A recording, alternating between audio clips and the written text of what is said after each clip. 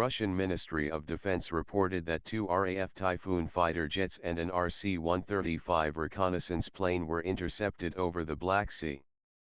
Russian air defenses registered 3 aircraft approaching the Russian airspace and dispatched 2 Su-27 fighter jets, that were on duty, to identify them and prevent any territorial violations, the ministry said in a statement. Russian air defenses registered 3 aircraft approaching the Russian airspace and dispatched 2 Su-27 fighter jets that were on duty to identify them and prevent any territorial violations, the ministry said in a statement. The crews of Russian fighters identified the air targets as an RC-135 surveillance, intelligence, and electronic warfare aircraft and 2 RAF Typhoon multirole fighters, according to the ministry.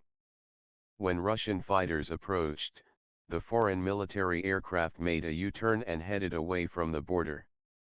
Both Russian fighters returned to base safely, and violations of the Russian border were not allowed. The intercept flight was carried out in strict accordance with international rules, over neutral waters and without a dangerous approach to foreign aircraft, the ministry noted. A spokesperson for the British Ministry of Defence said, an RAF RC-135W Rivet joint aircraft and its 2 Typhoon escorts carried out a routine operation in international airspace over the Black Sea on Monday 26 June.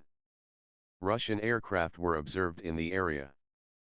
The RAF and Russian aircraft and their crews operated in a safe and professional manner throughout. This incident is the most serious confrontation between the Russian military and NATO since March, when an American MQ-9 drone was forced down over the Black Sea, not far from Sevastopol. The Americans claimed that the Russian plane sprayed jet fuel onto the MQ-9, before operators lost control of the drone. Russia claims that Ukrainian drone and missile attacks often coincide with NATO surveillance flights.